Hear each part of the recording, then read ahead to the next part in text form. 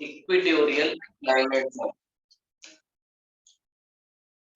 Equatorial climate zone नाम से ही बता रहा है कि भाई इक्वेटर के पास वाला जो जोन है उसी को इक्वेटोरियल क्लाइमेट जोन कहते हैं और लगभग ये 0 से 10 डिग्री के आसपास वाला जोन माना है। इस जोन की कुछ खास बातें हैं। सबसे पहला, यहाँ पर हर डे जो होता है पर डे 12 आवर्स का यहाँ पर डे होता है और 12 आवर्स की यहाँ पे नाइट होती है। वैसे अर्थ के हर पार्ट पर ऐसा नहीं होता, सिमिलर नहीं है। कहीं आप देखेंगे जैसे हमारे वाले जोन में ही लें तो सर्दियों के टाइम हमारा जो डे का टाइम है वो कम हो जाता है और नाइट का टाइम बढ़ जाता है। वहीं गर्मियों के टाइम डे का टाइम बढ़ जाता है और नाइट का टाइम कम हो जाता है। लेकिन इक्वेटर पर क्योंकि सन की लाइट पूरे साल डायरेक्टली पड़ती है, इसलिए 12 दिन का डे पूरा 12 आवर्स का और 12 आवर्स की नाइट यहाँ पे पड़ती है और उसके कारण यहाँ पर काफी ज्यादा इम्पैक्ट पड़ता है और इसका सबका कारण है सन की लाइट। सन की लाइट का डायरेक्टली पड़ना पूरे साल, और इसी वजह से यहाँ का जो एनुअल टेम्परेचर है वो भी कहीं ना कहीं आपको हाईएस्ट मिलेगा और एनुअल टेम्परेचर हर टाइम ज्यादा ही रहता है यहाँ पे।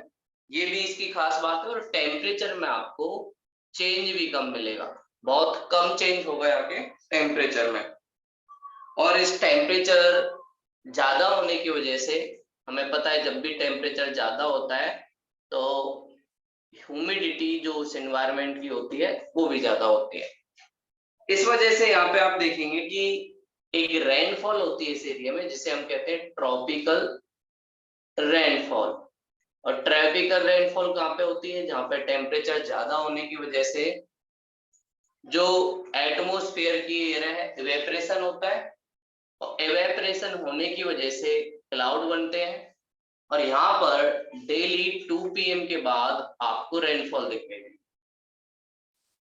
तो यहाँ का एक नॉर्मल क्लाइमेट रहता है कि डेली आपको 2 PM के बाद रेनफॉल दिखाई देगी। उसका रीजन टेम्परेचर हाई हुआ, टेम्परेचर हाई होने की वजह से क्लाउड बने, क्लाउड बनने की वजह से रिलेटिव ह्यूमिडिटी 100% हो जाएगी तो यहाँ पे रेनफॉल होगी।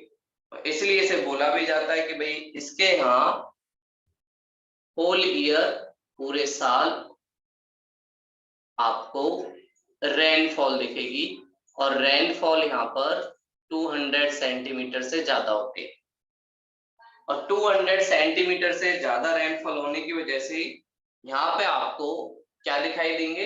एवरग्रीन फॉरेस्ट, वो भी इस क्लाइमेट की खासियत है। और साथ में ही यहाँ पर आपको जब ये रेनफॉल होगी तो ट्रॉपिकल रेनफॉल में क्या होता है, जब टेम्परेचर हाई होता है तो जो पार्टिकल्स है वो ऊपर जाते हैं और ये पार्टिकल जब ऊपर जाते हैं तो कुछ पॉजिटिव और कुछ नेगेटिव पार्टिकल एक साथ जाते हैं। कई बार इनके बीच फ्रिक्शन हो जाता है और इसलिए आपको यहाँ पे थंडर स्टॉर्म भी देखने को मिलेंगे या लाइटनिंग थंडर, ये भी यहाँ की काफी ज्यादा फेमस चीज है तो ये चीज याद रखना। इक्वेटोरियल क्लाइमेट जोन 0 से 10 डिग्री के बीच मिलता है जहां पर डे 12 आवर्स का दिन होता है, 12 आवर्स की नाइट होती है। उसका रीजन सन की लाइट का पूरे साल डायरेक्टली इक्वेटर के पास पड़ना। एनुअल टेम्परेचर में चेंज बहुत कम होता है क्योंकि सन की लाइट डायरेक्टली पड़ती है और ज्यादातर है एनुअल टेम्परेचर हाई रहता है। टेम्परेचर हाई रहने की वजह से जो एयर के पास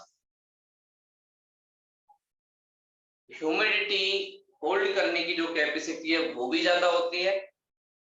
साथ में ही ट्रॉपिकल रेनफॉल यहाँ पे ज्यादातर होता है और डेली 2 PM के बाद ऐसी कंडीशन बनती है कि क्लाउड बन के रेनफॉल होने लग जाता है और पूरे साल में 200 सेंटीमीटर से ज्यादा यहाँ पे रेनफॉल होती है। और यहाँ पर लाइटनिंग थंडर भी होता है क्योंकि जैसे जैसे टेम्परेचर हाई होता है उसकी वजह से पॉजिटिव और नेगेटिव पार्टिकल एक दूसरे से बनते हैं और इसीलिए यहाँ की रेनफॉल को क्या कहा जाता है?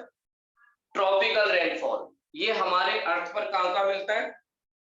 आप नीचे जाएंगे तो आपको साउथ अमेरिका, साउथ अमेरिका में ब्राजील का एक फेमस जोन है जिसे हम कहते हैं अमेज़न रिवर फॉरेस्ट। तो अमेज़न फॉरेस्ट के आसपास आपको मिलेगा। दूसरा आपको कहां पे मिलेगा, आगे जब अफ्रीकन कॉन्टिनेंट में जाओगे तो वहां पे एक रिवर है जिसका नाम है कॉन्गो, उसमें आपको मिलेगा। उसके आगे आप जाओगे तो इंडोनेशिया जो इंडिया के पास भाई, और इंडिया के अंडमान निकोबार, इन एरियाओं में आपको ये सारा क्लाइमेट दिखाई देगा। और यहाँ की सबसे बेकार चीज ये है क्योंकि ज्यादा टेम्परेचर होता है, रेनफॉल भी ज्यादा होती है, तो यहाँ पे फॉरेस्ट और बायोडाइवर्सिटी भी काफी ज्यादा है। फॉरेस्ट और बायोडाइवर्सिटी ज्यादा होने की वजह से यहाँ के इंफ्रास्ट्रक्चर प्रोजेक्ट को डेवलप करने में कॉस्ट ज्यादा आती है। साथ में ही यहाँ के लोगों के पास अपॉर्चुनिटी बहुत कम है। तो इस एरिया में आपको पॉवर्टी, अनएम्प्लॉयमेंट, इंफ्रास्ट्रक्चर डेवलपमेंट की कमी, ये सारी चीजें आपको नॉर्मली इस एरिया में दिखेंगी। ये यहाँ के कुछ नेगेटिव पॉइंट है। और बायोडाइवर्सिटी के मामले में अर्थ का सबसे ज्यादा हाईएस्ट बायोडाइवर्सिटी वाला एरिया भी इक्वेटोरियल क्लाइमेट जोन है। तो ये हमारा दूसरा क्लाइमेट जोन हुआ जो हमने मानसून क्लाइमेट जोन के बाद देखा। और यहाँ पे पूरे साल यही कंडीशन बनी रहती है। अगला जो हमारा क्लाइमेट आता है ट्रॉपिकल से इक्वेटोरियल क्लाइमेट जोन से थोड़ा सा ऊपर वाला पार्ट, जिसे हम कहते हैं ट्रॉपिकल क्लाइमेट। ट्रॉपिकल क्लाइमेट कहाँ होता है कि भाई इक्वेटोरियल जोन जो 0 से 10 डिग्री है उससे थोड़ा सा ऊपर वाला प्लेट, जहाँ पे 10 डिग्री नॉर्थ साउथ से लेकर 30 डिग्री नॉर्थ साउथ, 30 डिग्री क्यों, 23.5 हमारा ट्रॉपिक ऑफ कैंसर होता है। तो वहां के आसपास का जो टेम्परेचर है और 10 डिग्री से ऊपर का टेम्परेचर वो थोड़ा सा ऐसा होता है, उसके बेस पे हमने लिया। लेकिन यहाँ पर पूरे साल आपको एक सा क्लाइमेट नहीं मिलेगा, कुछ चीजें चेंज मिलेंगी। इसलिए इस वाले एरिया को हम दो टाइप से चलते हैं। पहला हम देखते हैं कि भाई जब यहाँ पर समर सीजन आया,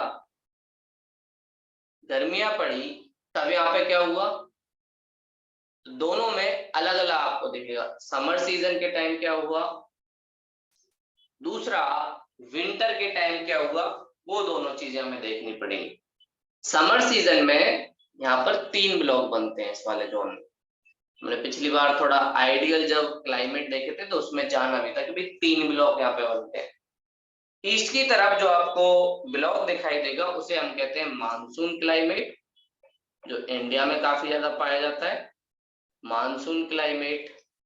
बीच वाले में जो बनता है उसे हम कहते हैं सवाना, अफ्रीकन सवाना के बेस पे। उसके बाद जो राइट हैंड में पड़ता है उसे हम कहते हैं डेजर्ट, डेजर्ट क्लाइमेट। ये 3 क्लाइमेट आपको बनते हुए दिखाई देंगे 10 से 30 डिग्री के बीच। समर सीजन में क्या होता है भाई, यहाँ का टेम्परेचर हाई होता है, इसका भी टेम्परेचर हाई, इसका भी टेम्परेचर हाई, इसका भी टेम्परेचर हाई। और इस वजह से इन तीनों एरियो में low pressure low pressure low pressure बनता है। और हमें एक चीज पता है, ट्रेड विंड जो जब चलती है किसके पास, इक्वेटर के आसपास 0 से 30 डिग्री के आसपास ट्रेड विंड चलती है। और ट्रेड विंड की जो डायरेक्शन होती है वो होती है ईस्ट से वेस्ट। इस वजह से ओशियन वाली साइड टेम्परेचर कम होने की वजह से हाई प्रेशर बनता है, और हाई प्रेशर बनने की वजह से एयर की जो डायरेक्शन होती है विंड की वो हाई से लो की तरफ होती है। ये विंड इधर आती है मानसून क्लाइमेट के आसपास। और मानसून क्लाइमेट के आसपास जब ये विंड आती है, क्योंकि ये विंड मानसून क्लाइमेट के पास आ रही है, इसको एक नाम से भी जाना जाता है जिसे हम कहते हैं ऑन शोर विंड। ऑन शोर विंड मतलब विंड की डायरेक्शन अगर कोस्ट के पास है तो ऑन शोर, और विंड की डायरेक्शन अगर कोस्ट से दूर है तो इसे हम कहेंगे ऑफ शोर विंड। मतलब कोस्ट से ओशियन की तरफ जा रही है विंड तो उसे ऑफ शोर विंड।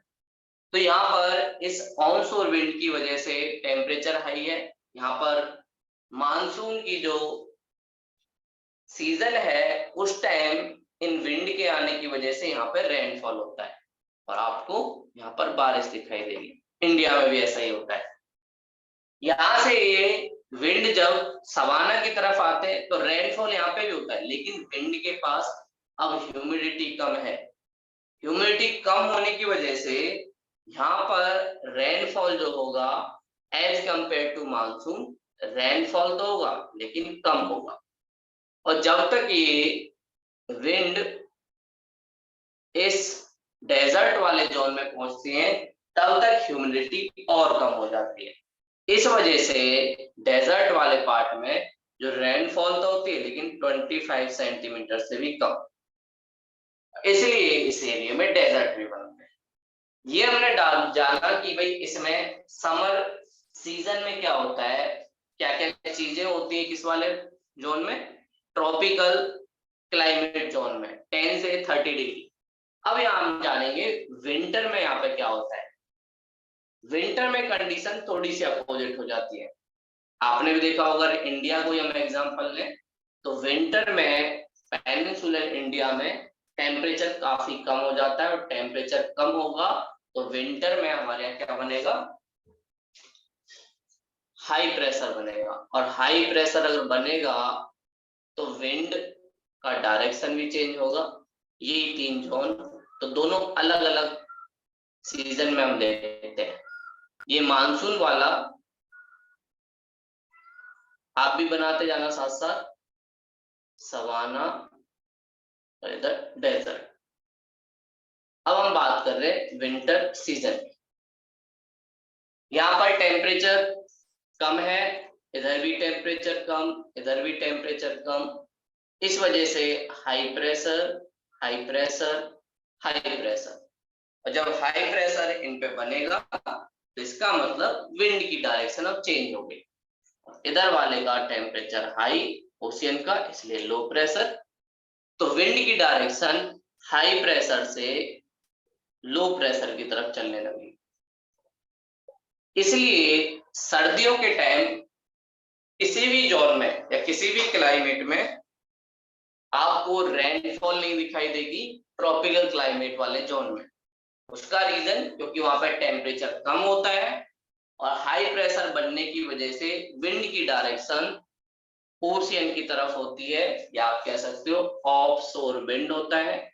और ऑफशोर विंड में एंटी साइक्लिक कंडीशन बनती है। दो कंडीशन होते हैं, साइक्लिक कंडीशन मतलब रेनफॉल के लिए सही जोन, एंटी साइक्लिक कंडीशन मतलब रेनफॉल के लिए सही जोन नहीं है, वहां पे आपको रेनफॉल नहीं दिखाई देगी। इस वजह से ट्रॉपिकल क्लाइमेट जोन में सर्दियों के टाइम आपको रेनफॉल नहीं दिखाई देती, और सर्दियों के टाइम जब यहाँ पे रेनफॉल नहीं दिखाई देती तो इसलिए एटमॉस्फेयर में ह्यूमिडिटी भी नहीं होती।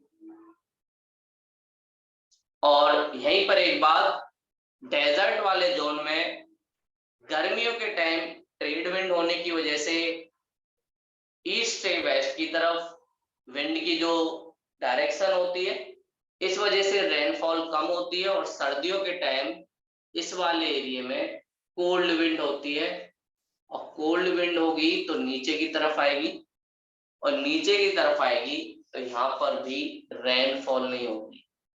इसलिए आप एक कंडीशन देखेंगे 10 से 30 डिग्री के आसपास नॉर्थ साउथ में वर्ल्ड के कुछ फेमस डेजर्ट मिलते हैं।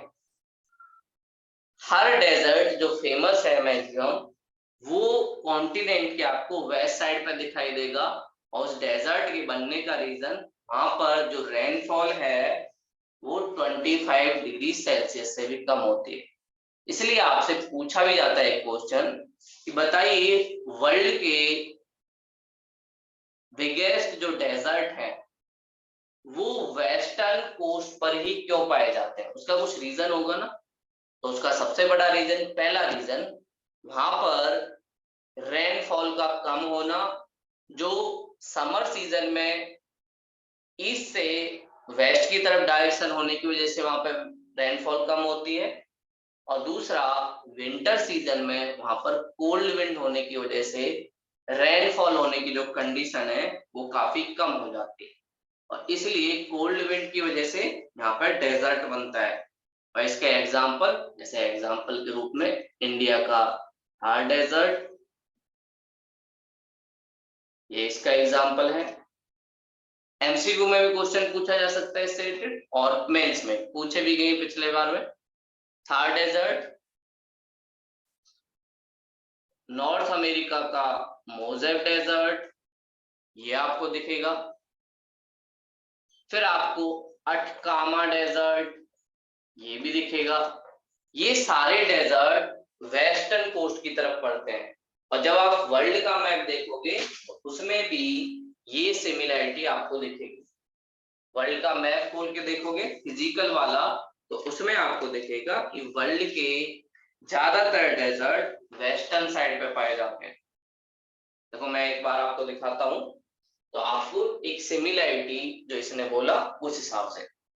ये वर्ल्ड का मैप है, ये इंडिया का मैप है, तो इंडिया में थार डेजर्ट इधर है, इधर मोजो डेजर्ट नॉर्थ अमेरिका में, इधर अटकामा डेजर्ट इधर दिखेगा, इधर वाले एरिया में नामिंग डेजर्ट दिखेगा, और ये वाला एरिया अरेबियन पेनिनसुला यहाँ पे भी दिखेगा। जॉगरोज जो डेजर्ट है वो हमने कल भी देखा था।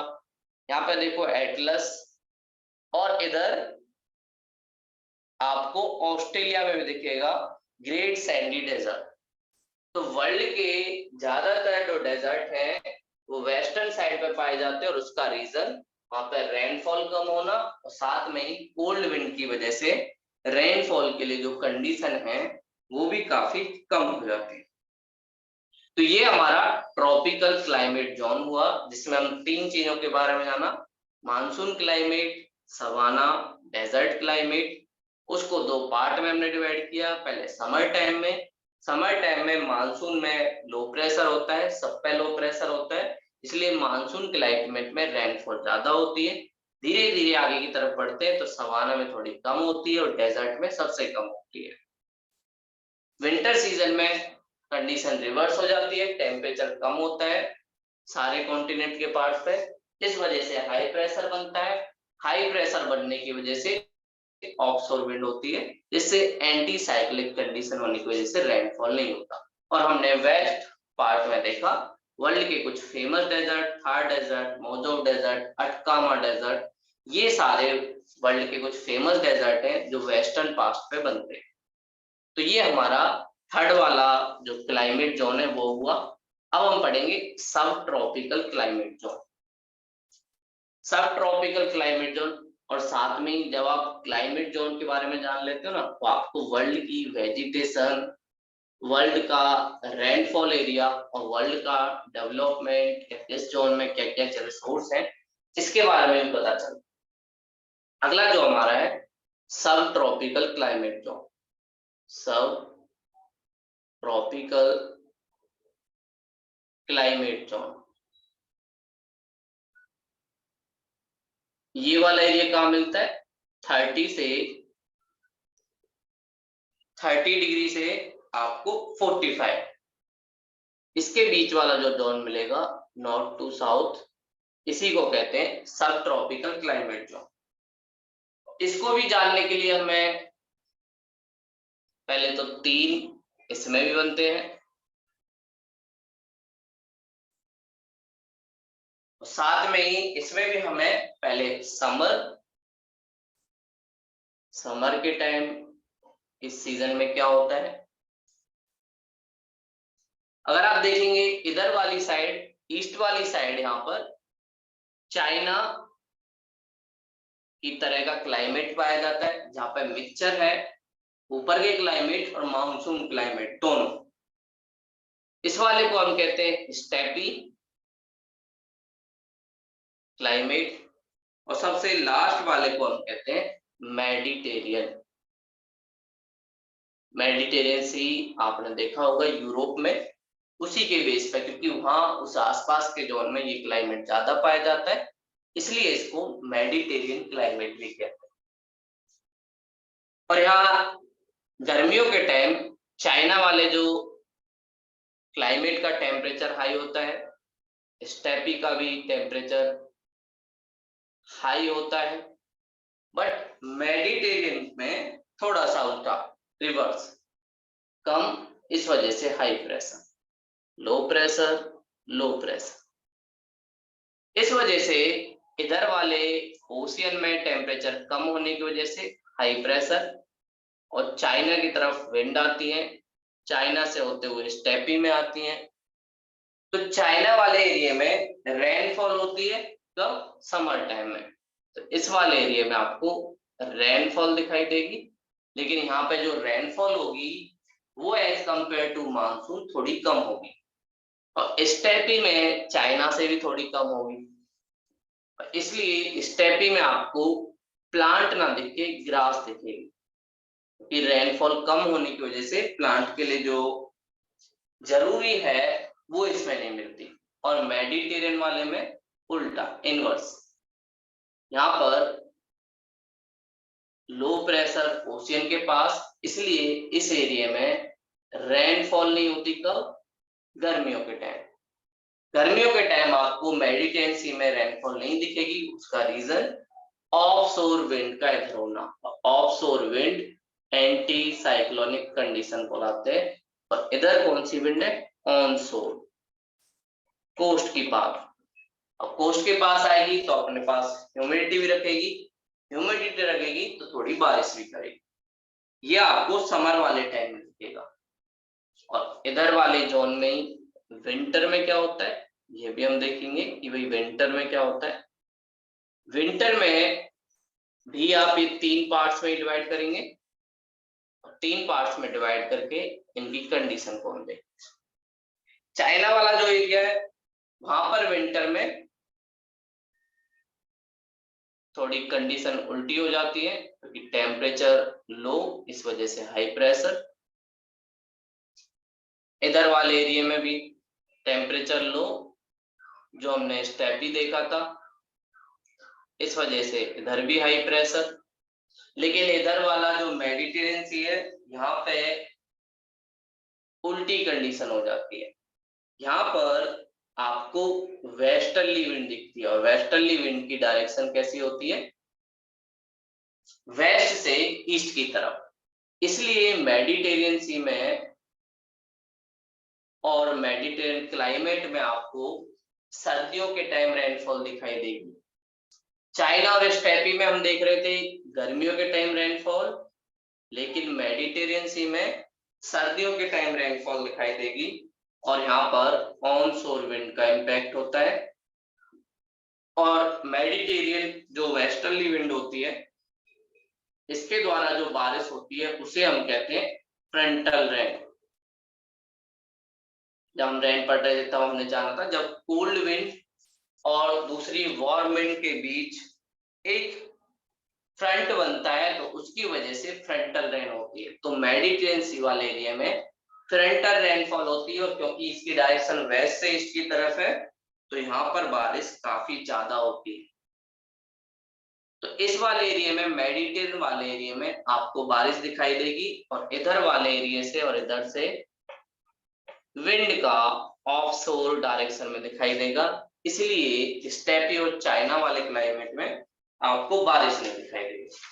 तो सब ट्रॉपिकल जोन में समर के टाइम चाइना वाला जो एरिया वहां का टेम्परेचर हाई होना, स्टेपी वाले एरिया में टेम्परेचर थोड़ा हाई होने की वजह से लो प्रेशर बनता है। इन दोनों एरिया में, चाइना और स्टेपी में, रेनफॉल होती है गर्मियों के टाइम। वही मेडिटेरियन जो क्लाइमेट होता है वहां पर ऑफशोर विंड का इम्पैक्ट होता है, क्योंकि हाई प्रेशर बनता है, इसलिए वहां पर गर्मियों के टाइम रेनफॉल नहीं दिखाई देती। विंटर सीजन में चीजें उल्टी हो जाती है। मेडिटेरियन सी वाला जो पार्ट है वहां पर ऑनशोर विंड, वेस्टर्ली विंड का इम्पैक्ट दिखाई देता है, इसकी डायरेक्शन वेस्ट से ईस्ट होती है, इस वजह से यहाँ पर रेनफॉल होता है। और यहाँ पर जो रेनफॉल होता है उस रेनफॉल का नाम है फ्रंटल रेनफॉल। तो यहाँ पर आपको सर्दियों के टाइम बारिश दिखाई देगी। ऐसे बहुत कम क्लाइमेट है जहाँ पर गर्मियां थोड़ी सी ड्राई हो और सर्दियां ह्यूमिड हो। उसका एक एग्जांपल मेडिटेरियन क्लाइमेट है। इसी वजह से मेडिटेरियन क्लाइमेट में आपको फ्रूट्स जो होते हैं वो वाली चीजें ज्यादातर मिलेंगी, और यहाँ पे फ्रूट की वजह से वाइन इंडस्ट्री, जूस इंडस्ट्री, इनका डेवलपमेंट काफी ज्यादा होगा। तो ये हमने देखा सब ट्रॉपिकल जोन 30 से 45 नॉर्थ एंड साउथ। ये आपको कहाँ कहाँ पे मिलेगा? एक आप देखेंगे यूरोप, यहाँ पर एक क्लाइमेट दिखेगा आपको। दूसरा चाइना में आपको सब ट्रॉपिकल क्लाइमेट दिखेगा। साथ में नॉर्थ अमेरिका में कनाडा, यूएसए, इन दोनों जोन में दिखेगा। साउथ अमेरिका में चिली, इस जोन में आपको दिखेगा। अफ्रीका में भी आपको साउथ अफ्रीका वाले जोन में ये क्लाइमेट दिख जाएगा। तो ऐसे वर्ल्ड के अलग अलग पार्ट में ये क्लाइमेट डिस्ट्रीब्यूट है, और हम एक ही कॉन्टिनेंट में इन सारे क्लाइमेट को इंप्लीमेंट भी कर सकते हैं अगर उस कॉन्टिनेंट में वर्टिकल रूप से लैटिट्यूड में चेंज होता है और साथ में लॉन्गिट्यूड में अगर चेंज होता है तो उसके बेस पर भी हम देख सकते हैं। तो ये हमने जाना सब ट्रॉपिकल क्लाइमेट, आप भी साथ साथ बनाते जाना। अगला जो हमारा है जिसमें काफी कम टेम्परेचर रहता है, और अब वहां पर ट्रॉपिकल नहीं टेम्परेट क्लाइमेट रहता है, मतलब थोड़ी सी ठंड पड़ती है। ऐसे क्लाइमेट के बारे में हम जानेंगे जो 45 से 60 डिग्री के आसपास नॉर्थ साउथ में हमें दिखाई देगा, जहां पर कनाडा, अलास्का, यूरोप का कुछ पार्ट, साथ में साउथ में भी जो हेमिस्फीयर है वहां पर भी आपको दिखेगा। वहां पर क्या क्या चीजें चेंज होती हैं उसके बारे में हम जानेंगे। तो अगला जो हमारा आता है टेम्परेट क्लाइमेट। टेम्परेट मतलब टेम्परेचर थोड़ा सा नीचे होगा, टेम्परेट क्लाइमेट। टेम्परेट क्लाइमेट का 45 डिग्री से लेकर 60 डिग्री नॉर्थ साउथ दोनों हेमिस्फीयर में हमें दिखाई देगा। इसके भी 3 पार्ट्स होते हैं, और इसे भी हम लोग पहले समर के बेस पे देखेंगे। भाई समर के टाइम क्या होता है, गर्मियों के टाइम यहाँ पे क्या होता है।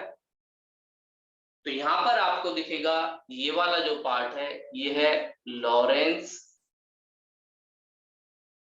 ये रसिया और यूरोप वाले जो पार्ट है उसमें बनता है, उसके बेस पे। बीच में साइबेरियन क्लाइमेट, और सबसे लास्ट में ब्रिटिश। यूके में इस क्लाइमेट का ज्यादा डेवलपमेंट हुआ है, इसलिए इसका नाम ही ब्रिटिश क्लाइमेट पड़ा। गर्मियों के टाइम यहाँ पर टेम्परेचर हाई रहता है, इधर भी टेम्परेचर हाई, इधर भी टेम्परेचर हाई।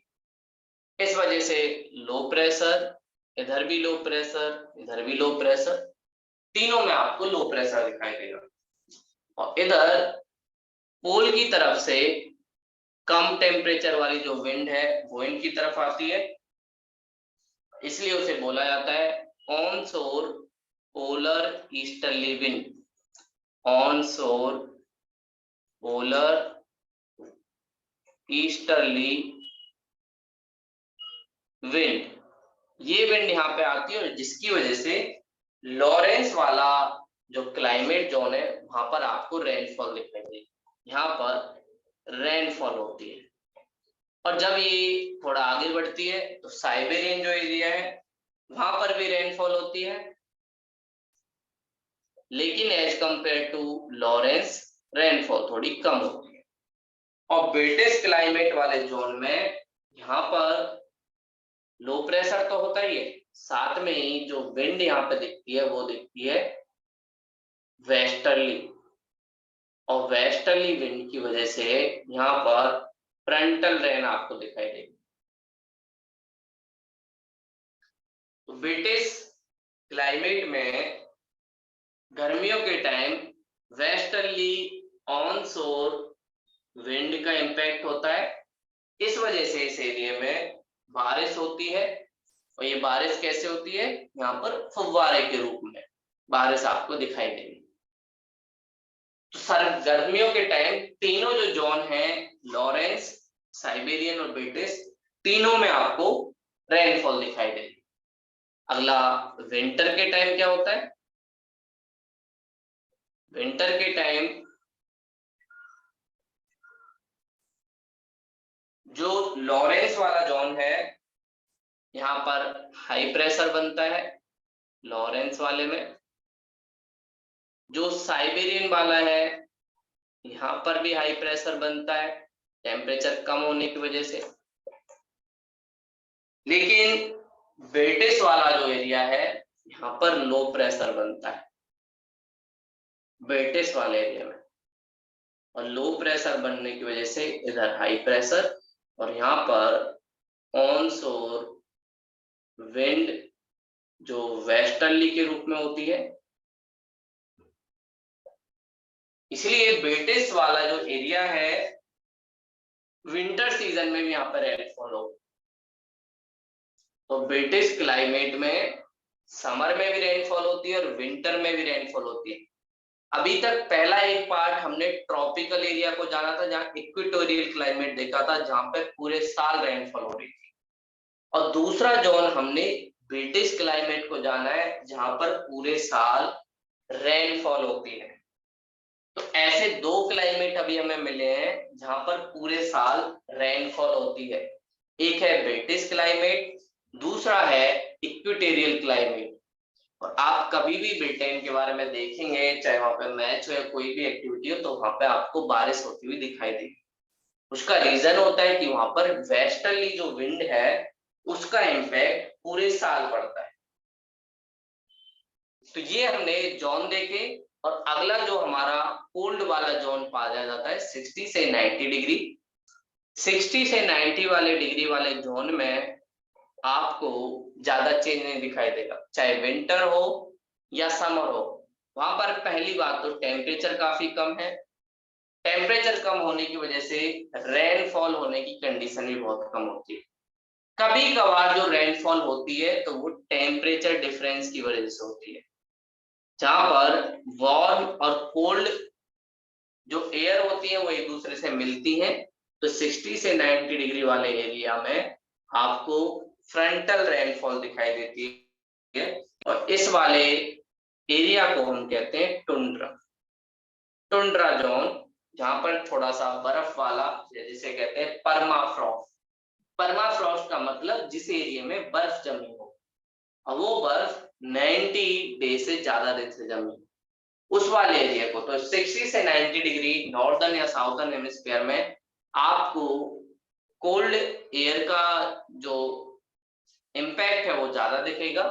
इस वजह से उस वाले एरिया में आपको रेनफॉल भी नहीं दिखाई देगी। कभी कभार जब टेम्परेचर थोड़ा बढ़ेगा तो फ्रंटल रेनफॉल वहां हो सकती है, इसके अलावा कोई रेनफॉल नहीं होती। अब हम देखते हैं कि भाई अलग अलग कॉन्टिनेंट में अगर हम इन सारे क्लाइमेट को देखें तो क्या क्या इम्पैक्ट पड़ता है, और इसको भी हम देख सकते हैं। पहला समर टाइम में क्या होता है और दूसरा विंटर टाइम में क्या होता है। तो इन क्लाइमेटिक जोन का अलग अलग कॉन्टिनेंट पर क्या क्या इम्पैक्ट पड़ेगा समर सीजन में और साथ में ही विंटर सीजन में, इसे हम कह सकते हैं कॉन्टिनेंट क्लाइमेट जोन। और सबसे पहले हम इसको देखेंगे समर। समर के सीजन में क्या क्या कंडीशन हमें दिखाई देती है अलग अलग क्लाइमेट जोन। सबसे पहले हम यही वाला बनाएंगे। 0 से 10 डिग्री हमें पता है कोई ज्यादा चेंज नहीं होता, हर टाइम एक सा रहता है, चाहे समर हो या विंटर हो। इधर वाले में 3 पार्ट, इधर वाले में भी 3, ये आपको दिखाई देंगे। इधर वाला मॉनसून, इधर वाला बीच वाला सवाना, इधर वाला पार्ट हमने डेजर्ट। फिर उसके बाद हम 30 डिग्री नॉर्थ साउथ के बाद 45 पर पहुंचे थे। 45 में हम लोगों ने इधर वाला चाइना, इधर वाला स्टेपी, इधर वाला मेडिटेरियन, ये क्लाइमेट देखें। उससे ऊपर 60 डिग्री, इधर वाला हमने लॉरेंसियन,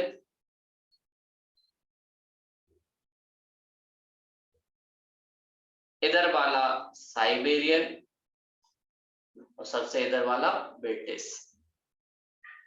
60 से 90 हमने देखा कि रेनफॉल ज्यादा होती नहीं, इसे हम कहते हैं टुंड्रा या परमाफ्रॉस्ट, जहाँ का टेम्परेचर काफी ज्यादा कम होता है। और ये एक कोल्ड डेजर्ट में दिखता है, कोल्ड डेजर्ट। और डेजर्ट की डेफिनेशन क्या होती है? कोई भी ऐसा एरिया जहाँ की रेनफॉल 25 सेल्सियस से कम हो। इधर वाले में लो प्रेशर रहता है, इधर वाले में लो प्रेशर, इधर भी लो प्रेशर, इधर भी लो, इधर भी लो, इधर भी लो, लेकिन इधर हाई, इधर लो, इधर लो, इधर हाई, ऊपर वाले में भी हाई। जहां जहां पर लो प्रेशर आपको दिख रहा है, इसका मतलब वहां पर ऑन शोर जो विंड है वो होगा। यहाँ पर जो रेनफॉल होती है 0 से 10 डिग्री, उसको हम कहते हैं ट्रॉपिकल। ऐसे टेम्परेचर हाई होने की वजह से इवेपोरेशन हुआ, इवेपोरेशन होने की वजह से एयर ऊपर की तरफ गई, एयर ऊपर गई तो क्लाउड बने, और फिर जब उसका टेम्परेचर कम हुआ तो रेनफॉल होना स्टार्ट हो गई। और इस वाले जोन में आपको हाई प्रेशर बनने की वजह से ऑनशोर विंड, और ये ऑनशोर विंड कौन सी होती है? ट्रेड विंड, जिसकी डायरेक्शन ईस्ट से वेस्ट साइड होती है। लेकिन इधर डेजर्ट वाले में 25 सेंटीमीटर से कम बारिश, इधर वाले में तो बारिश होती नहीं,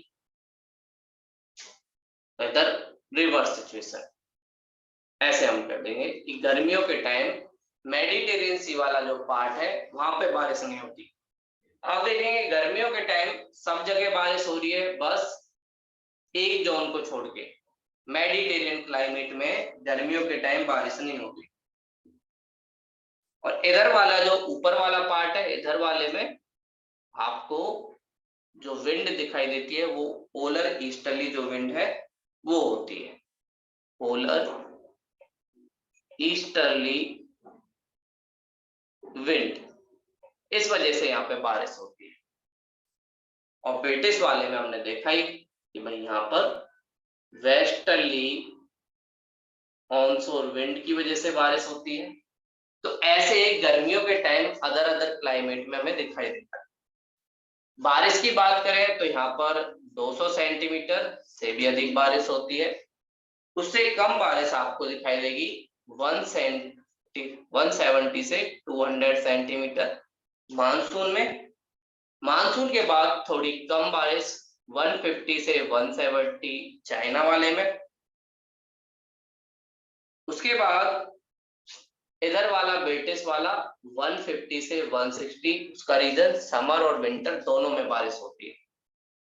उसके ऊपर आप जाओगे लॉरेंस वाले में 100 से 120, सवाना वाले में बारिश की थोड़ी कम हो जाती है 60 से 100, स्टेपी वाले में सवाना से भी कम होती है 50 to 70, और साइबेरियन में और भी कम होती है 25 to 50।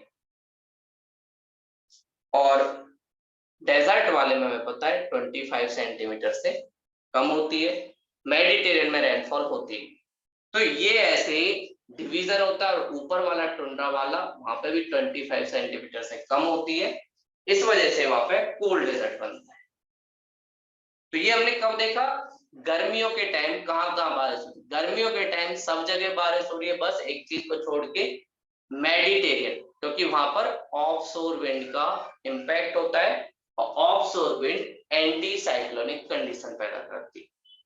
तो ये आपने समर सीजन में देखा कैसे कैसे रेनफॉल होती है और कॉन्टिनेंट पर क्या क्या इम्पैक्ट पड़ता है। वही अगर हम कोल्ड वाले टाइम में देखें इसी जोन को डिवाइड करके, तो इस टाइम किस किस जगह हमें रेनफॉल दिखाई देती है कोल्ड सीजन में? कोल्ड सीजन के टाइम आप देखेंगे इधर वाले सारे जोन में, बीच वाले जोन में भी, इधर वाले जोन के कुछ पार्ट को छोड़कर,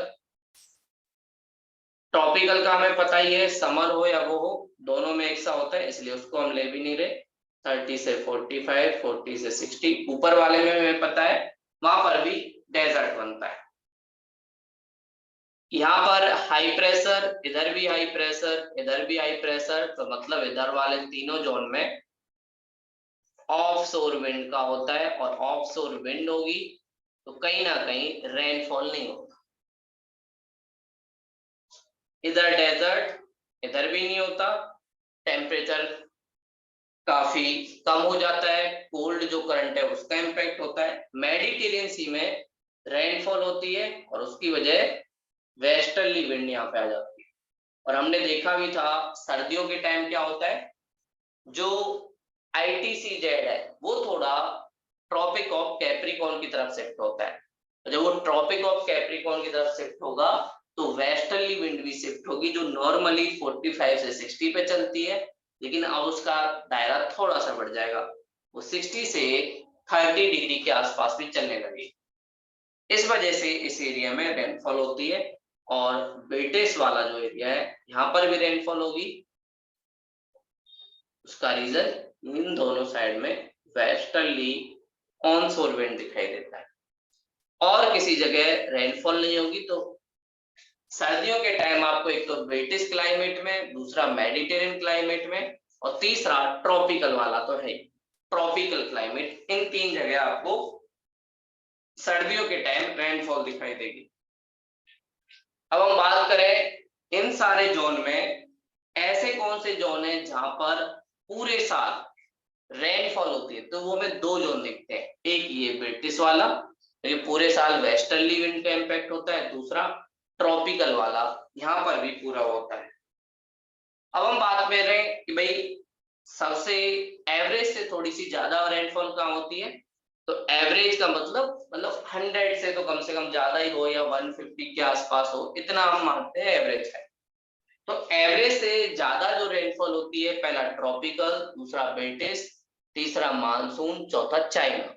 यहाँ पर एवरेज से थोड़ी सी ज्यादा और एवरेज से थोड़ी सी कम सवाना है, लॉरेंस है, स्टेपी है, साथ में मेडिटेरियन है, और एवरेज से काफी ज्यादा कम उसमें है डेजर्ट ये वाला, साथ में साइबेरियन, उसके बाद टुंड्रा, जहां पर एवरेज से भी कम।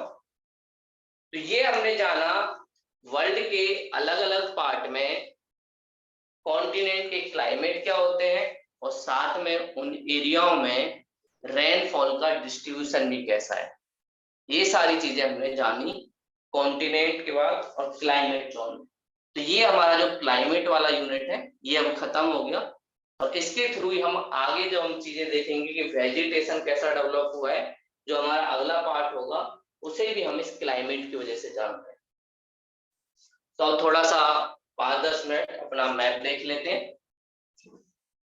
मैप में हम लोग एशिया का मैप पढ़ रहे थे, और कल हमने कुछ माउंटेन प्लेटू इनके बारे में देखा था। आज एशिया की कुछ फेमस रिवर के बारे में देख लेते हैं। Important river of Asia,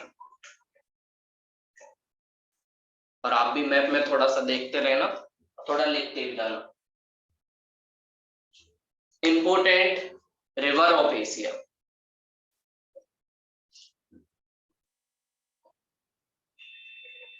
river of Asia. इसमें सबसे पहले हमें चाइना में एक रिवर दिखाई देती है जिसका नाम है हैंगो। ये चाइना के ईस्टर्न साइड दिखाई देगी हैंगो। इसका एक और नाम भी है हैंगे, चाइनीज नाम है तो थोड़ा सा वैसा है हैंगे हैंगे। पहले तो ये याद रखना है कि भाई ये रिवर है कहाँ, चाइना में है, और ये रिवर को एक और नाम से जाना जाता है येलो रिवर, और उसका एक रीजन है। ये रिवर गोबी डेजर्ट जो हमने देखा था चाइना और मंगोलिया के बॉर्डर पे है, वहां से निकल के आती है, और जब डिजर्ट से ये फ्लो होती है तो अपने साथ सॉइल भी लेके आती है, और जब ये सॉइल लेके आती है तो उस वजह से इस रिवर का जो कलर है वो येलो टाइप का हो जाता है, और उसका रीजन मड यहाँ पर या कीचड़ जो होता है वो यहाँ पर काफी ज्यादा हो जाता है। और उसके बाद ये येलो रिवर गल्फ ऑफ पोहई जो ईस्टर्न साइड है चाइना का, वहां पर गिर जाती है, गल्फ ऑफ पोहई, इसमें ये रिवर गिर जाती है। इस रिवर की खासियत ये है कि इस रिवर के पास चाइना का सैंक्सी एक बेसन मिलता है, जहां पर चाइना का कोल वाला जोन है। तो चाइना का कोल अगर आपको देखना है तो इस रिवर के आसपास ही दिखाई देगा। तो कोल निकालने के लिए उसे धुलने की भी जरूरत पड़ती है, और धुलने के लिए रिवर का होना बहुत जरूरी है, वाटर का होना। और कई बार इस रिवर में, मडी रिवर है, वैसे ही इसमें पानी को होल्ड करने की कैपेसिटी कम होती है क्योंकि गाद सिल्ट नीचे जमा हो जाता है, इसलिए इस रिवर के पास पास जोन में फ्लड भी आता रहता है। इसलिए इसको कहा जाता है सौरो ऑफ चाइना, चाइना का शोक वाला रिवर है, सौरो ऑफ चाइना। होंगे या होंगे रिवर, जिसे येलो रिवर कहा जाता है, उसका रीजन गोबी डेजर्ट से आने के बाद ये अपने साथ बहुत सारा सेंट लेके आ जाती है। ये रिवर गिरती कहाँ पे है? गल्फ ऑफ पोहई में, और इसके रिवर के बेसिन में सेंट सेक्सी एक कोयला का एरिया भी है जो चाइना के लिए इंपॉर्टेंट है। इस रिवर में सिल्ट जमा होने की वजह से बहुत बार फ्लड आ जाता है, इस वजह से इसको सौरो ऑफ चाइना, चाइना का शोक भी कहा जाता है। अगला जो रिवर दिखता है इनका ज़ेंगजी, सेकेंड रिवर, ये भी चाइना में ही है, यांगजी रिवर, यांगजी रिवर। ये रिवर भी काफी ज्यादा इंपॉर्टेंट है, और ये खास बात इसकी एशिया की सबसे लॉन्गेस्ट जो रिवर है वो है। एशिया की सबसे लॉन्गेस्ट रिवर कौन सी? यांगजी। और इस रिवर पर चाइना ने वर्ल्ड का एक बिगेस्ट डैम बनाया है, जिसे हम कहते हैं three gorge dam. Three gorge dam world का एक बिगेस्ट डैम है, जो किस पे बना हुआ है? यांगजी रिवर पे। और इस यांगजी रिवर के पास भी चाइना के एक फेमस शहर वुहान, जो आप लोगों ने न्यूज में सुना होगा, जब कोविड-19 आया था उस टाइम वुहान एक शहर है जो यांगजी रिवर के आसपास बना है, और मीट प्रोसेस इंडस्ट्री के लिए काफी ज्यादा फेमस है। और कई बार आपने न्यूज में सुना था कि भाई चमगादड़ खाते हैं, इस वजह से हुआ। तो वुहान की मीट इंडस्ट्री की वजह से वहां पर बहुत सारी डिजीज भी फैलती रहती है। और साथ में आगे कोस्ट के पास चाइना की जो फाइनेंशियल कैपिटल है संघाई, वो भी इस रिवर के कोस्ट पर एस्टेब्लिश है। और संघाई चाइना का एक फेमस प्लेस है, जैसे इंडिया में मुंबई चाइना की हाईएस्ट पॉपुलेशन में से एक वाला देश भी है, साथ में इसमें कॉटन इंडस्ट्री इंपोर्ट एक्सपोर्ट के लिए भी काफी ज्यादा इंपॉर्टेंट है। और इसी वजह से इस रिवर के पास वाले एरिया में चाइना की आयरन ओर इंडस्ट्री भी स्टेब्लिश है। कोल यहाँ पे मिलता है, साथ में कुछ आयरन भी मिल जाता है, और संघाई में कॉटन इंडस्ट्री डेवलप होने की वजह से इसे मैनचेस्टर ऑफ चाइना कहा जाता है। मैनचेस्टर कहाँ है? मैनचेस्टर यूके में, जहां पहली बार इंडस्ट्रियल रिवॉल्यूशन आया और मशीनों से कपड़े बने, इसलिए संघाई को चाइना का मैनचेस्टर कहा जाता है। चाइना मैनचेस्टर, इंडिया का मैनचेस्टर क्या है? मुंबई, जहां पे कॉटन इंडस्ट्री का काफी ज्यादा डेवलप। और यांगजी रिवर चाइना के एग्रीकल्चर के लिए इंपॉर्टेंट है, वो चाहे फिशिंग वाला काम करते हो या राइस डेवलप करने की काम करते हो, वो सब यांगजी जो रिवर है उसके आसपास वाले जोन पे होता है। अगला जो थर्ड रिवर हमें दिखता है चाइना में, वो दिखता है ग्वांगजो।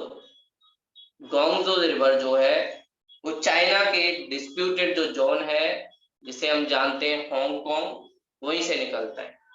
देखो हुआ क्या, हांगकांग जो है वहां पर पहले ब्रिटिश कॉलोनियां बहुत ज्यादा थी और यहाँ पर शुरू से ही डेमोक्रेसी को फॉलो किया गया। लेकिन चाइना को जब फ्रीडम मिली तो चाइना ने डेमोक्रेटिक तरीका नहीं अपनाया, उसने अपने यहाँ सोशलिज्म का मॉडल अपनाया जहाँ पे डेमोक्रेसी नहीं होती, स्टेट के पास ज्यादा पावर होती है। तो इसी बात को लेकर डिस्प्यूट हुआ और चाइना ने बोला यूके से कि भाई आप इस एरिया को हमें दे दो, हम लोग यहाँ पे डेमोक्रेसी बना के रखेंगे, तो उसने दे दिया। लेकिन 2020 के आसपास चाइना ने आके डेमोक्रेसी खत्म कर दिया एक बिल लाके, तो बहुत सारे हांगकांग के सिटीजन चले गए कहां पर, यूके। उन्हें यूके की सिटीजनशिप उन्होंने दे दी क्योंकि उन्होंने उसके साथ वादा किया था। और ग्वेंजो के पास ही चाइना का एक शहर हिस्ट्री में काफी ज्यादा फेमस है, कैंटेन, जिसमें अफीम का ट्रेड करते थे कौन, यूके वाले लोग। और अफीम कहां से लेते थे, इंडिया से, क्योंकि इनको चाइना से चाहिए था टी, और ये नहीं चाह रहे थे कि चाइना को टी वो पैसे में दे, पैसे के बदले वो टी ले, वो चाहते थे कुछ चीजें की जाए, इसलिए इंडिया में यहाँ पर ये सारी चीजें करवाई।